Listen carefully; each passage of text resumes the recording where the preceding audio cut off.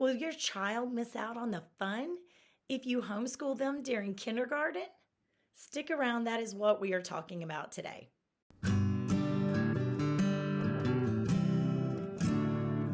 Hi, I'm Rebecca with the Parent Teacher Bridge, where you can find the ideas and resources you need to empower you to be your child's most influential teacher. Now, there are many unique activities that take place in a traditional kindergarten classroom.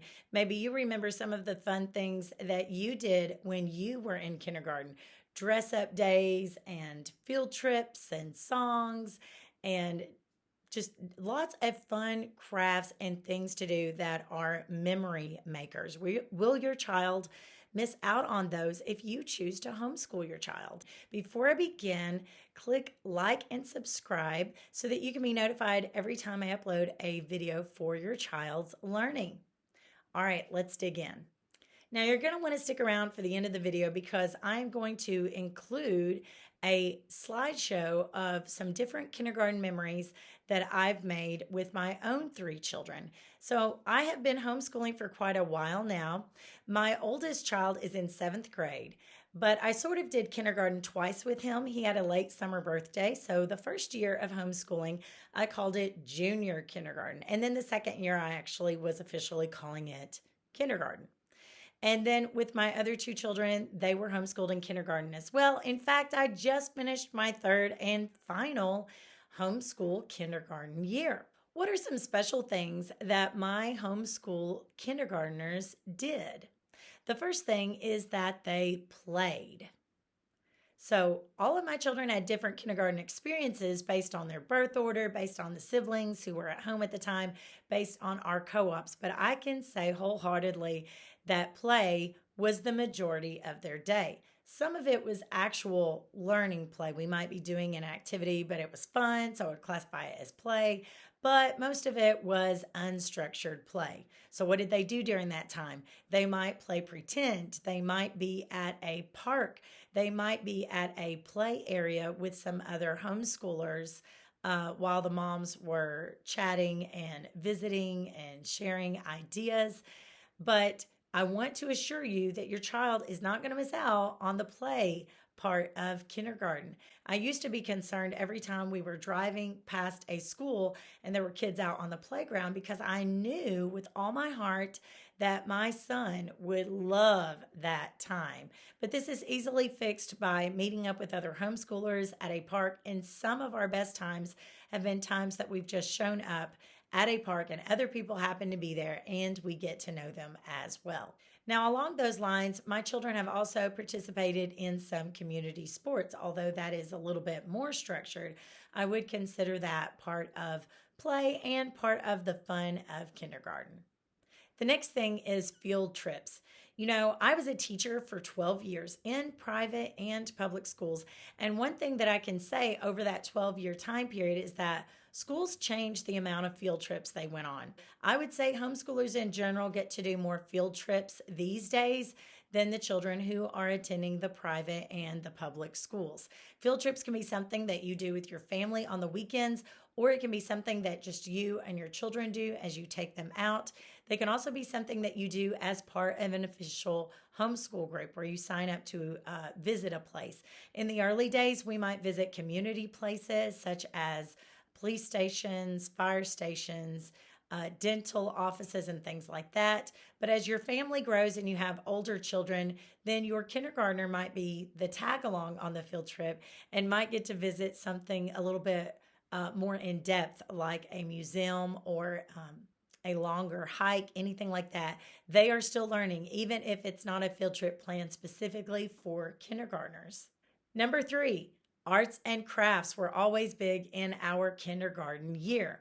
Now, my children would get this some anyway because they do attend Bible school, and in the summer they do attend VBSs. So there's always some sort of craft that they can make there as well. But in our home, I always have a cabinet with school supplies in there. Now, watch the scissors because your child is likely to cut their hair. I've had 2 out of 3 of my children do that already. but you could just reserve scissors for times that you are right there with them at the kitchen table. My children know where to get paper if they want to draw. You can make this something where they have to ask permission, but it's still out and available. Construction paper was always a big thing as well, and this just helps their creativity, it helps their fine motor skills, and it creates memories. We usually found a craft that we could do around a certain read aloud or around a certain holiday or time of year.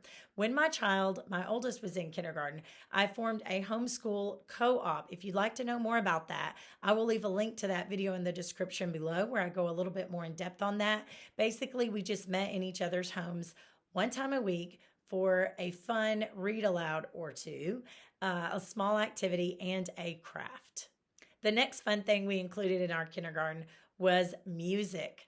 So, one of the fun things that I did as we approached the holidays is I allowed other children in that age range to come to my house and we practiced Christmas caroling. And then we actually put on an event, a cookies and carols event. Now, if you don't want to do anything that in depth, usually there are groups of people who are willing to just get together without any practice and go caroling, maybe at some of the elderly homes. And that is something that we treasured because we were giving back to the community, but our children were enjoying the music as well. Number 5 is holiday parties. We have done holiday parties in homes, in churches. We've done them at the park, outdoors. And all it takes is just getting some moms together and volunteering to say, okay, I will bring a game. Okay, I will bring some dessert, or I will bring the drinks. This is very easy to manage in small groups, and you would be surprised at how many children you can get to attend when you start including some of the siblings as well. And it's a wonderful picture taking opportunity if you want to make a memory book for your child. You know, when my oldest child attended a preschool when I was still teaching full time, I didn't get to go to all the holiday parties. I just had to accept whatever pictures some other mom took and shared with me. So it has been very special for me that I got to attend all of my children's holiday parties. Speaking of pictures, number 6 is to create a memory book or a journal. So whether you like scrapbooking, whether you just keep your digital photos on your computer for 6 years, no matter what, it brings back good memories, right? And the other thing that you can do is to have your child keep a journal. I highly recommend getting a composition journal, like a primary writing journal, where it has half the page where the child can draw and the other half the page where they can write. If you'd like to see more about this, you can click a link in the description below. I have a video on all about writing with a primary journal with your child. Number 7, a big part of our kindergarten homeschool was learning with siblings. This promotes a lot of sisterly and brotherly love and building their relationships. Now, don't get me wrong, I have 3 children in a somewhat small home, so I do understand that sometimes kids just need to be separated and they need time to themselves. But let me assure you that if you homeschool, your children will grow closer. They have more time together. They have time where they can teach their siblings something and they can learn from their siblings as well. Now, the best part is instead of having your child contained to a room with only kindergartners in it, if your kindergartner has an older sibling who is learning more in depth about some other topic, your kindergartner will naturally learn that. Even if they're not sitting at a table in an organized way, if they are in the home, they are naturally going to learn some of those things. Number 8, part of the fun of homeschooling in kindergarten was relaxed learning. We were not on anyone's specific schedule. We did not have a bell to interrupt. We did not have, oh, it's lunchtime, oh, it's specialty time, something that you would have in a classroom at a public or private school. If we found a learning opportunity or a question that we had, we could stop everything and go down a little rabbit trail and learn about it. And it was something that my children would remember. Number 9 is one of the things I'm most proud of from my children's kindergarten homeschool experience, and that is having a kindergarten graduation. And it started with my oldest child in 2016.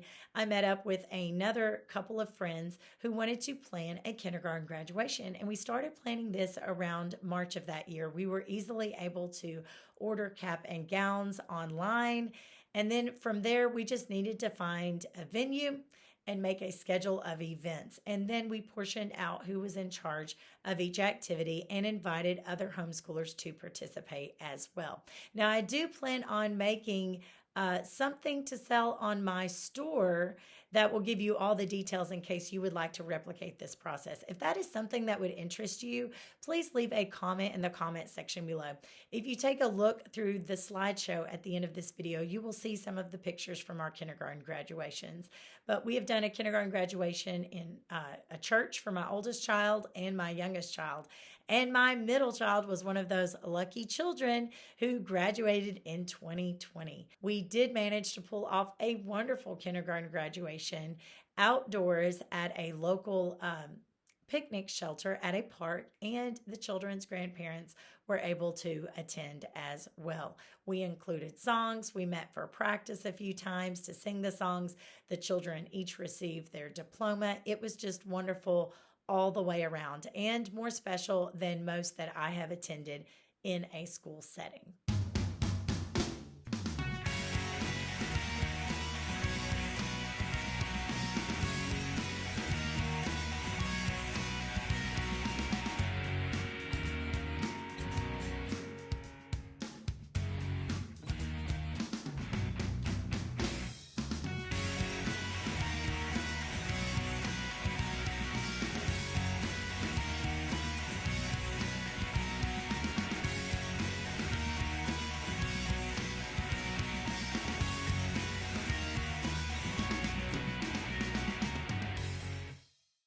Will your child miss out if you homeschool them in kindergarten?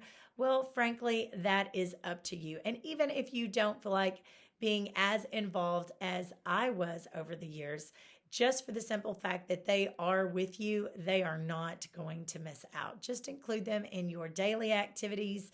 Even taking children to a grocery store is a big deal these days. With so many stores offering pickup, whenever I take my children into the grocery store, I never really see many other children. So think about how many skills that they are learning just by going into the grocery store.